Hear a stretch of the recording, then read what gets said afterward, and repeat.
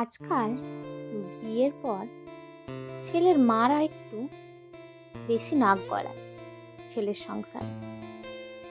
বিয়ের পর প্রতিটা সিদ্ধান্তের জন্য যদি বাবা মায়ের কাছে যেতে হয়, তাহলে আপনি বিয়ে করেছেন কেন? আপনার তো বিয়ে করার কোনো দরকারই ছিল না। আপনার বিয়ে করার বয়স হয়েছে, মানে আপনার সিদ্ধান্ত নেওয়ারও বয়স হয়েছে।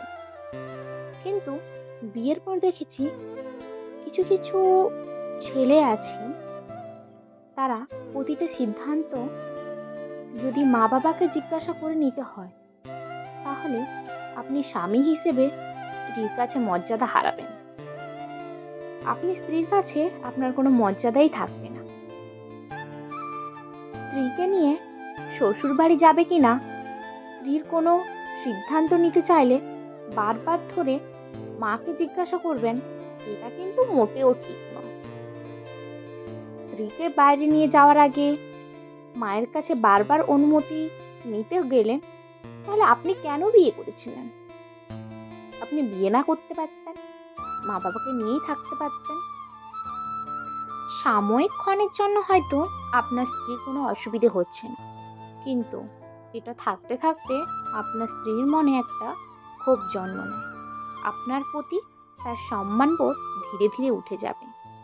মাঝে মাঝে তার কিছু ইচ্ছে করলে আপনি বলেন, দেখি মা কি বলে। তখন হয়তো সে কিছু বলে না, কিন্তু মা যদি না করেন, মায়ের উপরে না, বরং আপনার উপরেই রাগ হয়।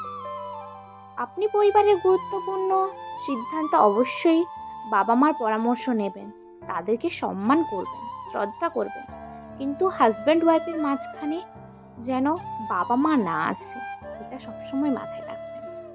তো স্বামী হিসেবে আপনার যে কর্তব্য আছে, সেগুলো পালন করবেন।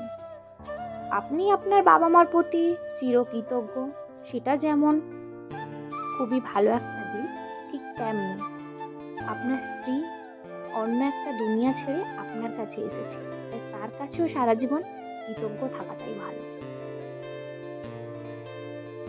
কোনো কাজে সিদ্ধান্ত নিতে গেলে বাবা মার পাশাপাশি আপনার স্ত্রীরও মতামত জানুন, দেখবেন আপনার স্ত্রী অনেক বেশি খুশি। কোনো কিছু কাজ করার আগে শুধু বাবা মার অনুমতি হলে হয় না, সঙ্গে স্ত্রীরও অনুমতি লাগে। নিজের মা বাবাকে ইনভলভ করে যখন দাম্পত্য জীবন শুরু করেছেন, কোনো এক সিদ্ধান্ত ভুল হলে স্ত্রী আপনার সিদ্ধান্ত গ্রহণের প্রতিক্রিয়ায় কিন্তু প্রশ্ন তুলবে। তাই সবকিছু করার আগে স্ত্রীর সঙ্গে একটু কথাবার্তা করুন। ঠিক তেমনি স্ত্রীর বেলায়ও স্ত্রী বেশিরভাগ কথা তার মায়ের সঙ্গে শেয়ার করেন। স্বামী কি করলো, কি বললো, কিভাবে কি বলেছে, কিভাবে কি না করেছে, সবকিছু বলে। স্বামীকে এটা কিভাবে বলবো, স্বামীর কাছে কিভাবে চাইবো, এগুলো নিয়ে সে মায়ের কাছে কথা বলে। মাও খুব আগ্রহ নিয়ে মেয়েকে বুদ্ধি দেন। স্ত্রীদেরকেও এটা মাথায় রাখতে হবে।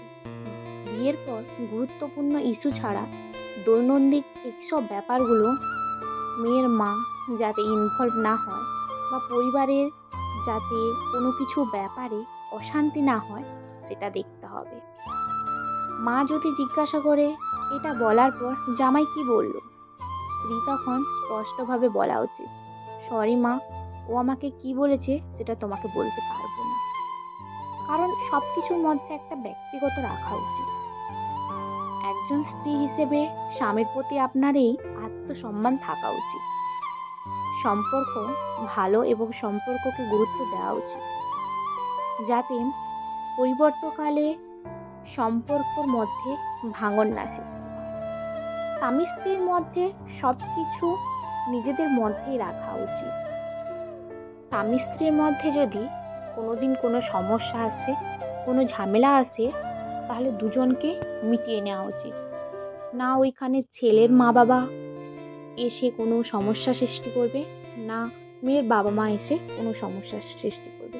সেই জন্য উভয় পক্ষকে পরস্পরের সঙ্গে একীবদ্ধভাবে থাকা উচিত।